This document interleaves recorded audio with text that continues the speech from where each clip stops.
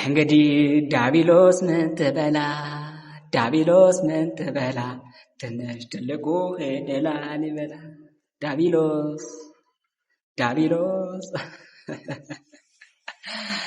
አዎ ዳቢሎስ ስላችሁ ቀጥታ ዳቢሎስ ወይም ሳጥናኤል ማለት አይደለም።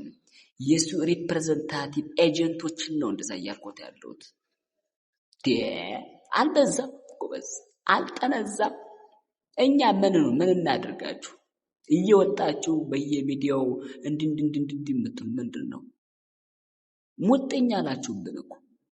አክሱም የኛ ነው፣ የዓለሞች የሙስሊም መናገሻ ነው ምናምን። ኧረ እባክህ እውነቴን ነው። እንዲህ አይነት ቀልድ አቁም።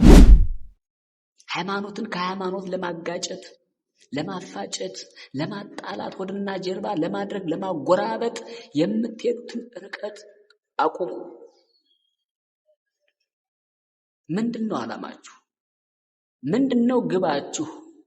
ምንድነው ጅማሬያችሁ? ውጥናችሁ ምንድነው? ፋይናላይዝ ምንድነው?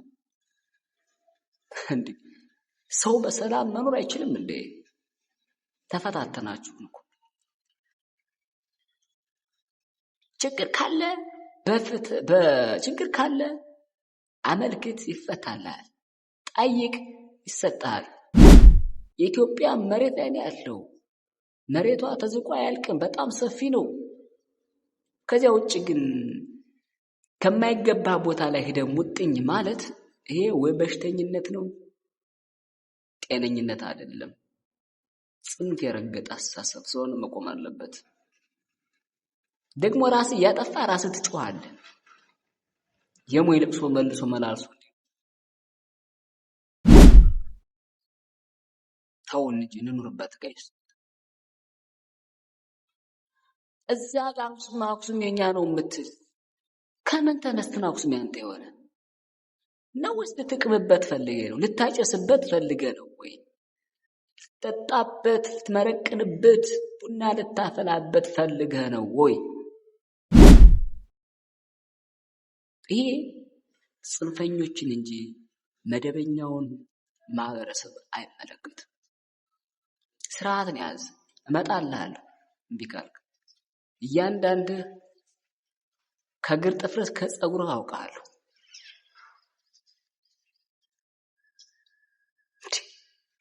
ምን እናድርግ? እንቅልፍ ነሳችሁን እኮ መኖር አልቻለም እኮ። ጊዜ ሰጠው ቅላሉ። ከእናንተ ጋር ሁሉ ጊዜ እሺ በቁም መባባል አለብን እንዴ?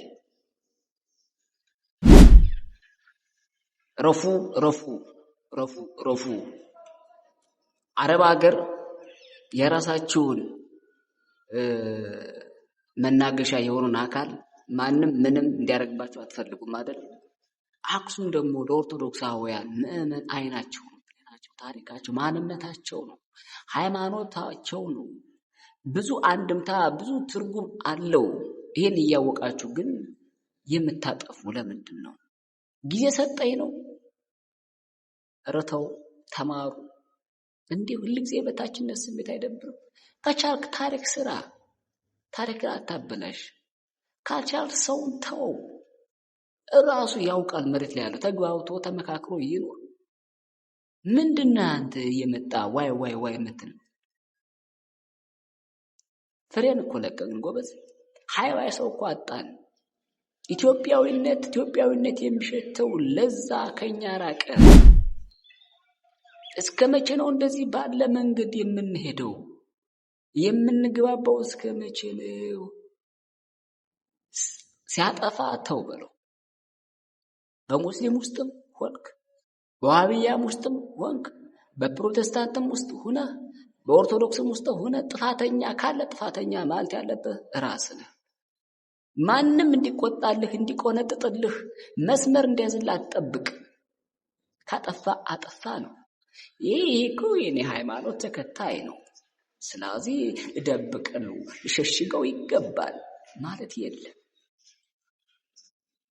እንዳትጃጃል። እሱ ለጥቅሙና ለፍላጎቱ ማሟያ ሲያደርግህ ዝም ካልክ ችግር አለ። ዋቴቨር አክሱም ላይ ግን እንዲህ ነው እንዲያ ነው እያላችሁ ነፋስ የምትሆኑ ሰዎች ረገብ በሉ። ማዕበሉ ለጊዜው የማይቆም ሊመስል ይችላል፣ ግን በሰዓቱ ይሰክናል። ወጀቡ ከዛም በዚህም ሊነፍስ ይችላል። ጊዜውን ጠብቆ ግን ሁሉም ይስተካከላል። አንድ ነገር ልንገራችሁ፣ ኢትዮጵያ ውስጥ እግዚአብሔርን የማመልከው እግዚአብሔር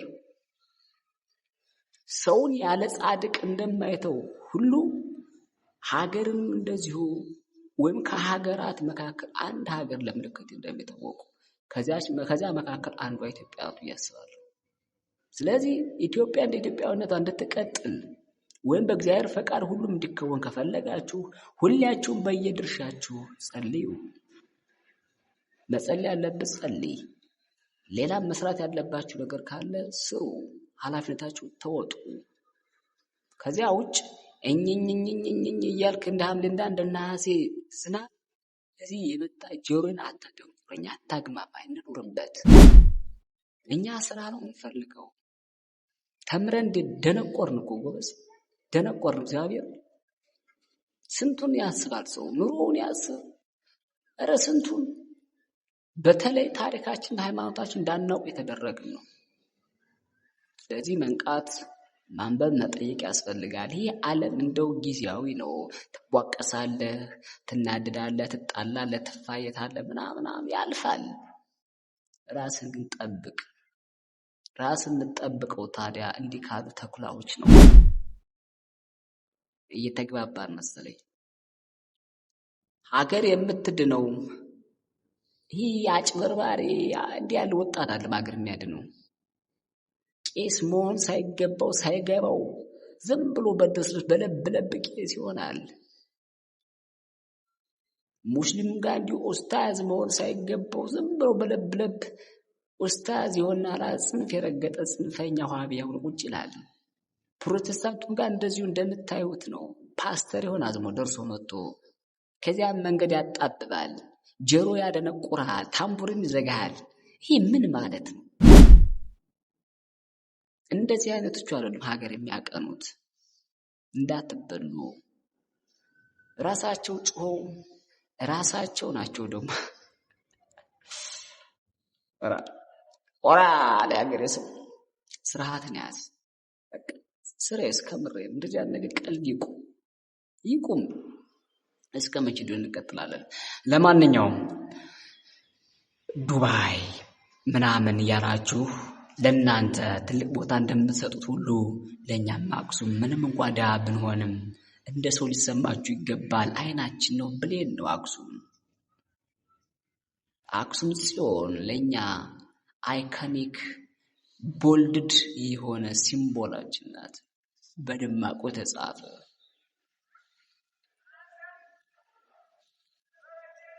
ለማንኛውም ይህን ለማስተላለፍ ነው። እመጣልሻለሁ እያንዳንድሽ። ላይክ፣ ፎሎ፣ ሼር ደግሞ እያደረጋችሁ ጠብቁኝ። ማንም ይኑር ማንም ወቀጣችን ይቀጥላል።